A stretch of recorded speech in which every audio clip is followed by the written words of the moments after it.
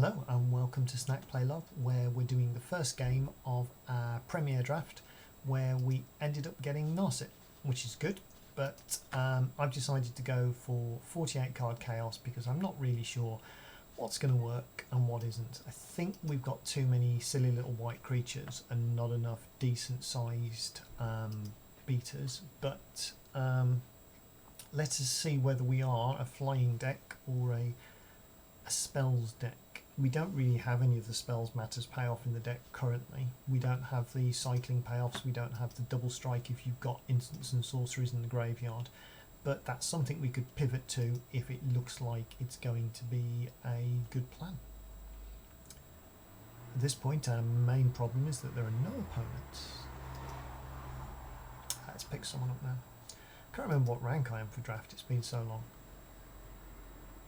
Mid-silver and a bronze opponent, so that's nice, but oftentimes it means that the bronze opponent has a fabulous deck. Now, we're mainly a white deck and we don't have any white mana here, but we have ways to cast our 3 and potentially 4 cost cards, so I am going to risk it. I'm going to try shrinking some of these down, get them out of the way. The overlays don't appear to have come up today. Oh, there we go. There's the deck overlay. Oh man, he could be on the Vigilance deck, which could be a problem. Let's go for blue because that's a bit more necessary. It means we can cast the white next turn and then have access to... Oh no, we couldn't. The Heat Bonder is 0 at the moment.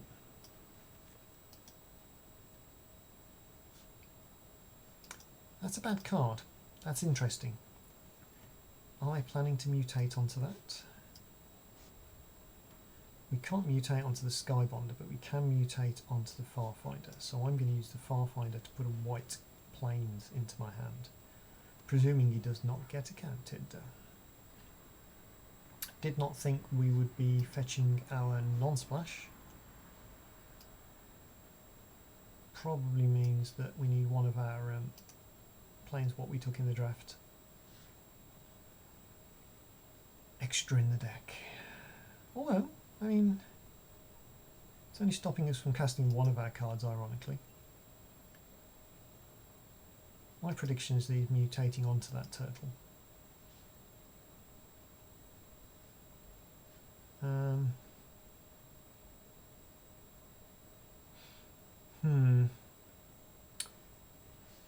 Ooh.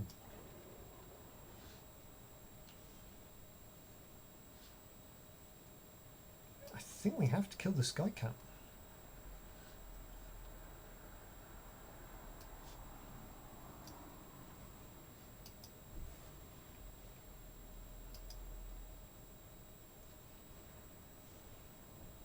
We'll go over.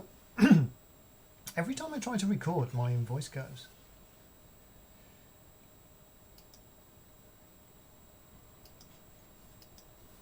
It's got Vigilance, so we're going to swing and see what happens. We are representing tricks because we have mana open. So it's got a 1 on the mutate scale, so we're going to ping the cat for 1.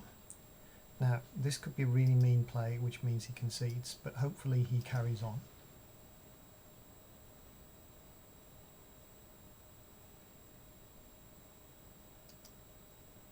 I think he seems to be mana shorted. Das Screw is in effect.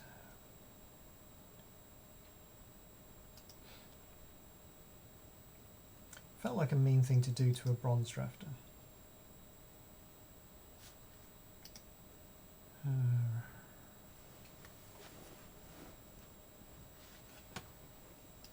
Maybe this is it. Maybe he is now sad. But never mind, Star. There are plenty more cards. Oh, there we go. Yeah.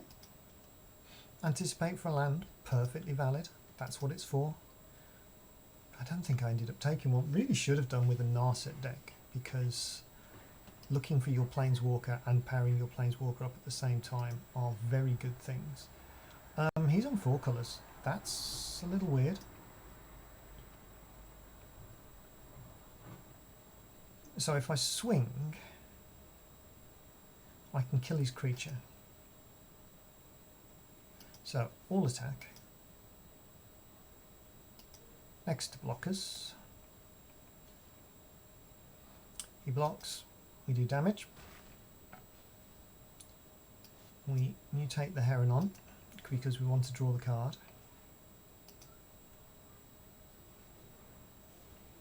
It happens, we go under for the low mana cost. I can't remember what's what now. And then we ping your turtle. Which again, seems very mean, but hey, we haven't given the Porky Parrot Death Touch.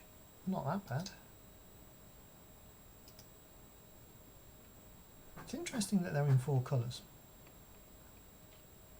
Maybe they're in 3 colour life gain.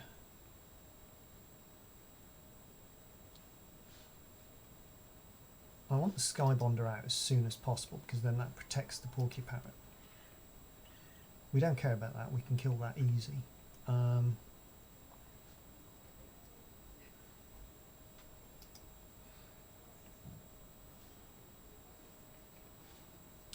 So, planes for the turn. Skybonder.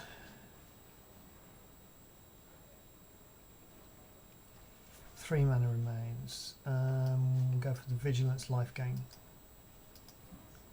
That way we've got a way to put things on things. So next, oh, and that's gone. That's game. I really would like to have seen more of their deck, but this is for marbles, so I'm not going to hold back.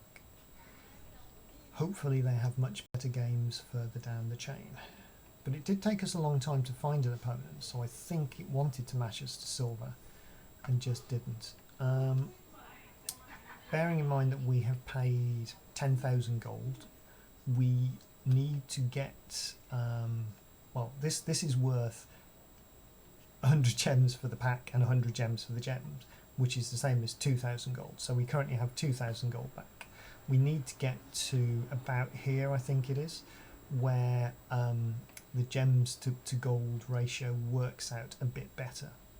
Or is it 200 gems for a pack? I'll have to look that up off video. But anyway, how long have we spent doing this so far? 7 minutes. Let's go for another game. Watch this be an extended long game.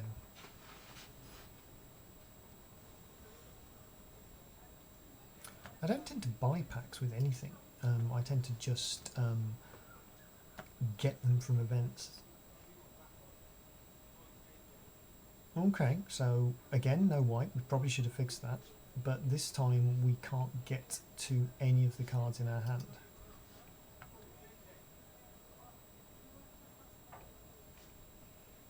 Now we have white and we have something we can put to the bottom. So I'm going to keep all the land. Kind of feels a bit counterintuitive, but we don't have the colour for it. And if in doubt, put the late game bombs to the bottom. If it lets you. It's weird, it wasn't being slow during the draft, but now it's being slow. It seems like it's server side as well. Hope we don't lose the internet during this, that would be very upsetting. See, that's a much better turn 1 than turn 4 play. Still, we can pop it. What's the mana cost on that? 4.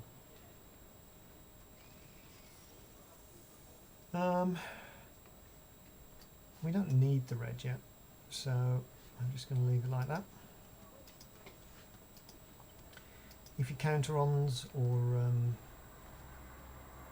that's perfect, that's exactly what we wanted to happen. So now we pop your guy.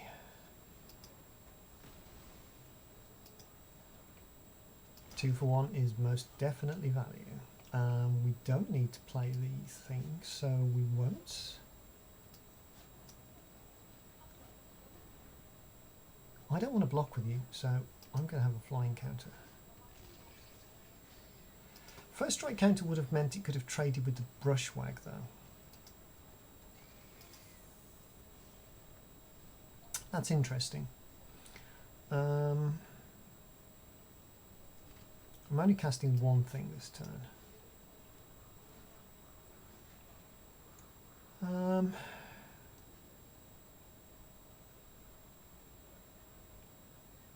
I think we're swinging.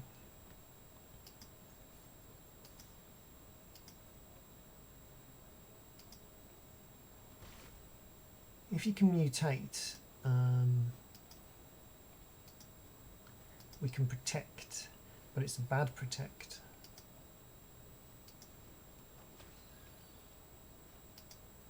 Okay, so now he can swing. So we know he doesn't have mutate because he would have killed that.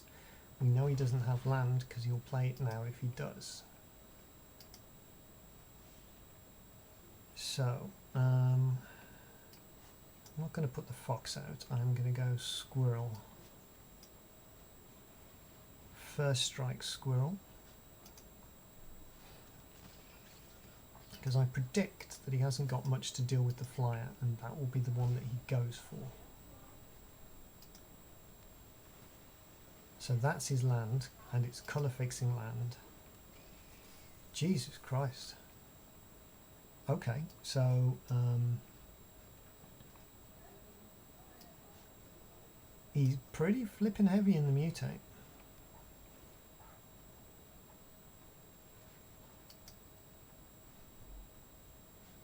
We'll go for a red.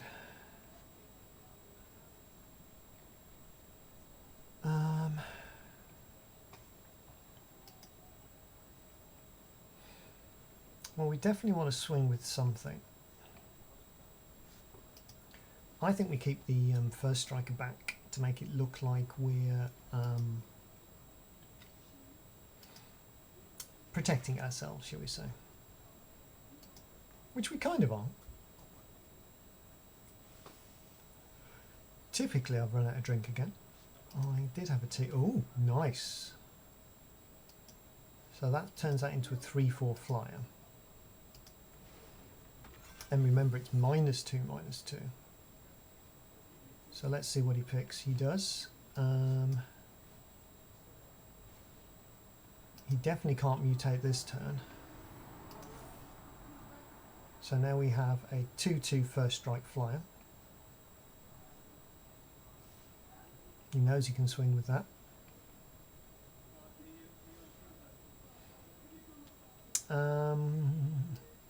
He's seen that, so we'll do that. Would a 5/4 first strike flyer be good? Kind of guess it would.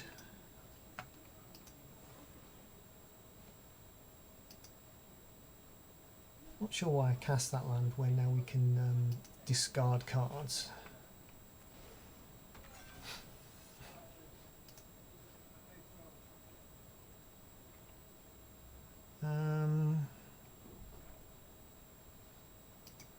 Can't do much about that.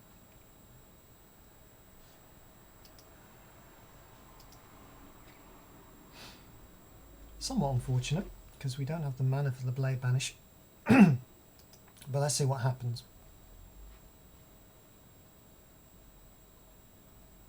Because dearie me, we've essentially told him he can't attack, and he's short on lands. Ooh, that's annoying. So he has to tap the thing that's already tapped, I believe. Yep, so he misses out on one turn of frost.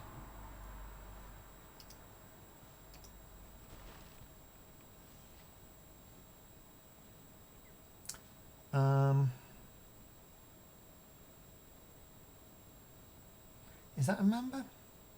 It is, so sorcery speed it is.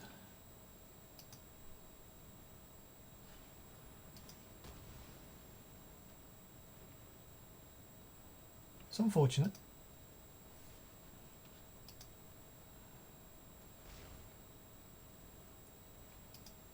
But we're getting there. He's got far more cards than we have, and now he's got to his 5th land. I am genuinely worried. My prediction is that he drew the Frost Link last turn. I'd probably traded with a Mamba, but otherwise not interested.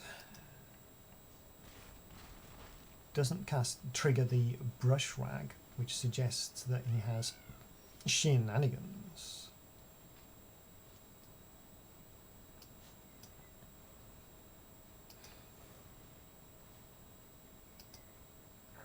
See, I thought we'd already cast the Dreamtail Heron, but we haven't. We don't get to discard and draw a card, but that's fine because the only card we have is Premier Removal. Gust is a sorcery. 9, 5, 6, 7, 8, 9, 10. I guess we have to risk it.